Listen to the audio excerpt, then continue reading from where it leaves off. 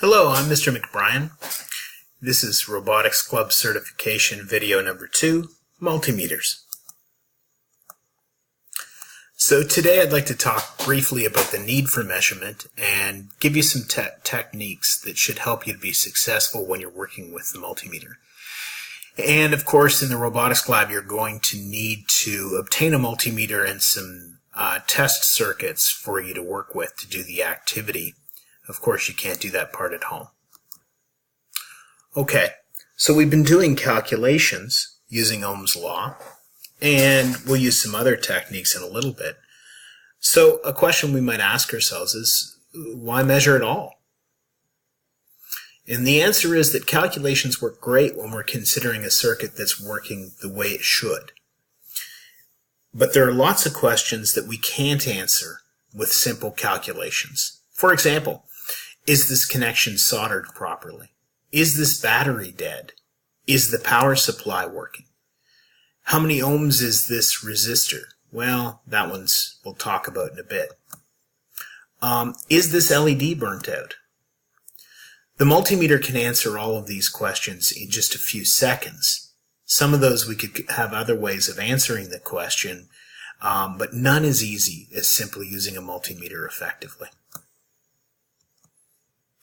So the multimeter itself has a lot of different modes, and some of the more important ones for us will be the Ohmmeter, the Ammeter, the Voltmeter, and the Diode Tester. Each of the tools tests a different aspect of a circuit, and all of them are useful for us.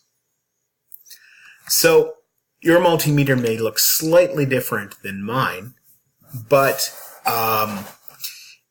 all of them are going to look something like this when you go to work. You're going to need to flip back and forth between modes. So on my screen, on my multimeter, it looks something like this. I would turn it to amps or milliamps and go ahead and work. Of course, the ammeter measures amps or measures current through a circuit. And there's something special about the measurements that we do using the ammeter. We have to actually force the current to move through the meter as part of the normal working of the circuit. And what that means is we have to break the circuit and then complete the circuit as if our multimeter is one of the wires in the circuit. And so a little cartoon of how we might measure the current through resistor 1 is here. We would break the connection through this wire, connect up the 2 leads of our ammeter, and allow the current to go through. And our ammeter has a low enough resistance, it doesn't tend to affect the current very much. And another way of looking at it, we have a potential source here, in the form of a AA battery, and we connect up to our positive lead to the positive part of the battery, and the current flows out of that battery through the ammeter and back through our device into, in this case, we've got a lamp that's lighting up, and the lamp is connected up to the negative terminal of the battery. And so if we connect it up in this way, we will get a measure of the current through that light bulb. Now, there's something important to consider with our multimeters. Again, the current flows through the device as part of the measurement. And multimeters, like any component, can only handle so much current. And so what you'll see on your screen is that there will be a range that you're given for the current that can be handled in a given setting. If you're not sure what current, and why would you be measuring if you were sure what current was going through your device? If you're not sure, start with the highest value. And if your multimeter registers 0 amps, you can dial it down. So from amps, you can dial it down to milliamps to down to microamps to see what the right value is. If your current's too high and you put it on one of the low levels, you'll either blow a fuse in your multimeter or you can burn it out completely. Now, in general, we don't do measurements of current in the robotics lab for this reason. We don't want to burn out our multimeters. So go ahead, don't be shy. Call your instructor if you want to measure current directly. Okay, now the ohmmeter. The ohmmeter, of course, measures ohms. And ohms are the measurement of resistance, of course. And we can use this to test the resistance of a given component. We can also confirm that connections are made properly. Now, when you want to measure the resistance, it's important for you to disconnect your power supply from your circuit. Once you've done this, place the leads on either side of the component you want to test, and go ahead and read off of the screen what the resistance is between your two leads. So I'd invite you to pause for a second and think, what should the resistance across a soldering join? So a welded together circuit, what should the resistance across that be? Alright, welcome back. Hopefully you realize that the resistance should be something close to 0. Okay. So when you're measuring resistance, here's a look at it. We measure resistance in parallel, and notice that the switch is turned off here. So this disconnects the power supply so that we can simply measure resistance. Or we can pull the component out of our circuit completely and measure its resistance that way. The voltmeter, of course, measures volts, potential difference between any 2 points. And with that, we can confirm that we have good connections inside our circuit, that we're getting power to given components. We can also just test our batteries. I think you'll find quite often that you're checking your batteries to make sure that they're charged before you start working with your robot. So potential difference is another one that's measured in parallel. And of course, you need to keep the power supply connected to the circuit. So in this case, we're measuring the voltage in the battery. The switch can be turned off, and we're measuring the potential difference between this point and this point. Okay, the diode tester, you probably won't use that too much, but the newer multimeters have a diode tester function. If you happen to need it, you can apply the leads to the appropriate sides of a diode.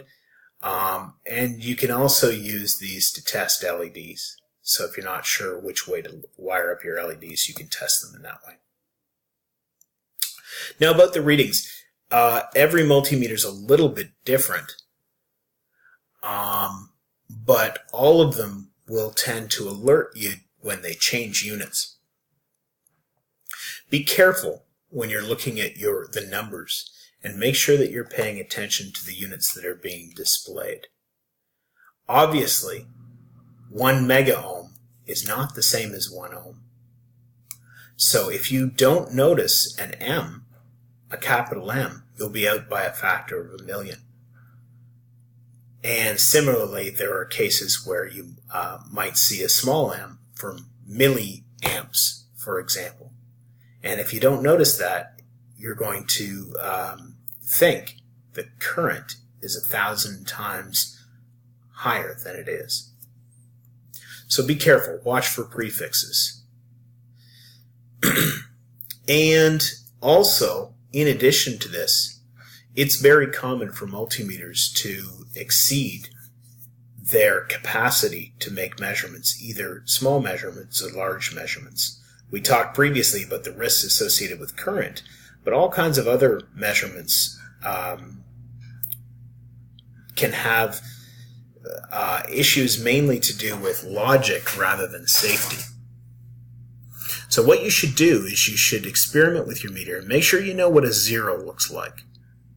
So a 0 in terms of volts, for example, and what infinity looks like. For example, an infinite resistance. So on the red multimeters, a 0 reading looks like this, 0.0. So in this case, This is a measure of a soldering joint, and it has a resistance of 0 ohms. Now, in contrast, if I connect up the multimeter to something that doesn't connect electricity, such as my coffee cup, I can see something that we might think was 0 ohms. But in fact, this is the red multimeter's way of communicating an infinite value. So my coffee cup is an insulator, and it doesn't conduct electricity at all. And so it is an infinite number of mega ohms. So make sure you can see the difference between that. Otherwise, you may confuse yourself greatly about some critical measurements that you make.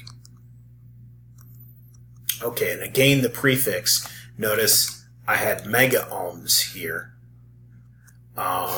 And this gave me another clue about the fact that this was an infinite resistance. Okay, so to summarize, multimeters are very useful devices. And as you build devices, your robots and other circuits, you need to have a multimeter handy in order to troubleshoot what you're doing. Ammeters measure current, and they're wired in series, so we have to break the circuit to get an accurate measurement. Voltmeters measure potential between 2 points, and they're wired in parallel. And ohmmeters measure resistance for components. We have to be careful to disconnect the power before we make those measurements. So each kind of measurement, you need to think through what you need to do and why. Otherwise, you can burn out multimeters, you can get inaccurate values. Okay, so to finish up for today then, be sure and complete the multimeter worksheet. Obtain a multimeter and the needed components in order to do the experiments. Have a look at the movie on how to use a multimeter on YouTube. And for extension, think about current in a circuit before and after a resistor. What do you expect? Do a measurement, see what you see. Okay, and don't forget to do the quiz. Don't forget to do the quiz in order to complete the certification training. Thank you very much, and have a good day.